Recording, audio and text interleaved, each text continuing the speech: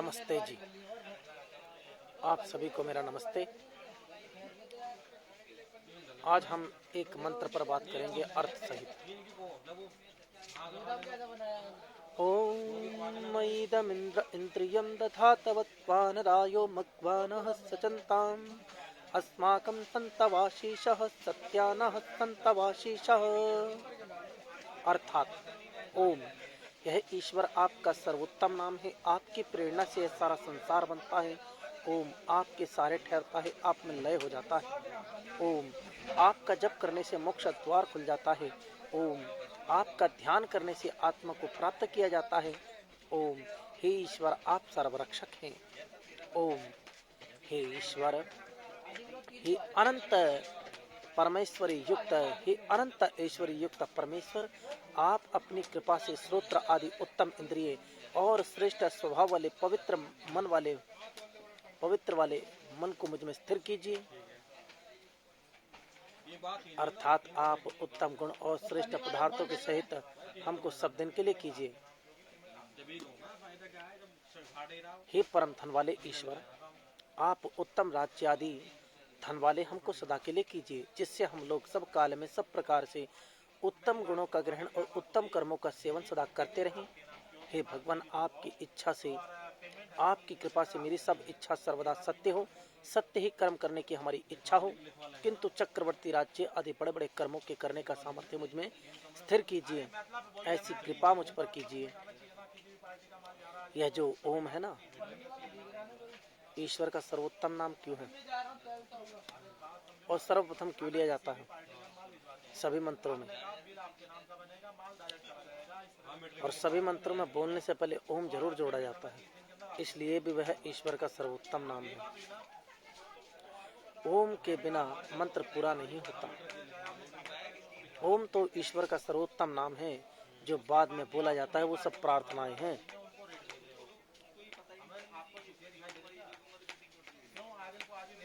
जैसे छांदोग्य उपनिषद में कहा है, ओमित्येतदक्षरमुद्गीतमुपाश्रित। छांदोग्य उपनिषद के ऋषि कहते हैं, परमेश्वर का प्रधान और निज नाम ओम है। ओम जिसका नाम है और जो कभी नष्ट नहीं होता, उसी की उपासना करने योग्य है, अन्य की नहीं। ओमित्येतदक्षरमिदं सर्वं तस्योपव्याख्यानम्। मांडुक्य उपनिषद के ऋषि कहते हैं, परमेश्वर का प्रधान और निज नाम ओम है, अन्य सब नाम गौणिक हैं।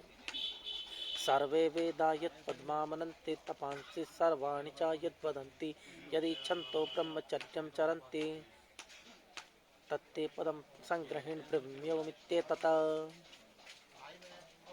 कठोपनिषद के ऋषि कहते हैं, सब वेद, सब धर्मानुष्ठान रूप तपस्चरण जिसका कथन और मान्य करते, जिसकी प्राप्ति की इच्छा करके ब्रह्मचर्य श्रम करते हैं, उनका नाम ओम है। और वेद में भी ओम कृतो स्मरम, हे कर्मशील मानव, तू ओम का स्मरण कर, तेरे सारे बंधन कट जाएंगे। इस करके प्रत्येक मनुष्य मात्र को उस ओम का स्मरण अपने हृदय में अवश्य ही करना चाहिए। प्रातः और सायंकाल संध्या उपासना अवश्य ही करनी चाहिए। जिनको लोग गुलामी काल में भूल गए हैं, वे सब आर्यों से बैठकर सीखें और सच्चे ईश्वर को जानें। सच्चे ईश्वर की उपासना और संध्या कैसे होती है, वो सब आर्यों से सीखे। 2 दिन के लघु गुरुकुल सत्र में जाकर अवश्य सीखें और आर्यों के साथ मिलकर चलें, तभी धर्म का पालन होगा, तभी व्यक्ति धर्म पर चल पाएंगे। अन्यथा मनुष्य भटक कर न जाने कितने भगवानों को मानने लगा। क्या ये सब धर्म है? ये कतई भी धर्म नहीं है। ये मद हो सकते हैं, मजहब हो सकते हैं, मत पंथ हो सकते हैं, फिरके हो सकते हैं। ये लोगों के अपने चलाए हुए, बनाए हुए ढोंग हो सकते हैं, पाखंड हो सकते हैं, परंतु धर्म नहीं हो सकते। धर्म तो सिर्फ एक है और वह है सत्य सनातन वैदिक धर्म।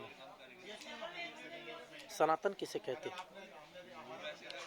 जिसका ना कभी आदि है ना अंत है, जो अनादि अनंत है, जिसकी ना कभी जन्म होता है ना जिसकी कभी मृत्यु होती है।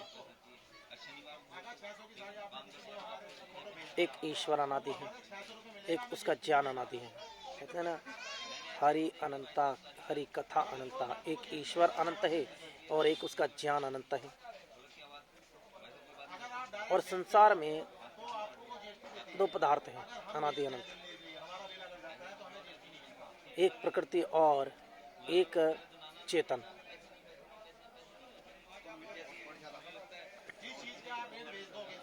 दोनों अनादि हैं। इन सारे अनादि अनंत को मिलाकर मिलता है, बनता है सनातन। इसीलिए सनातन धर्म सिर्फ वेद है और कुछ नहीं। जो नए से भी नया, जो पुराने से भी पुराना, प्राचीनतम से भी प्राचीनतम, जिससे प्राचीन कुछ नहीं हो सकता, और ब्रांड न्यू, जिससे नया कुछ भी नहीं हो सकता।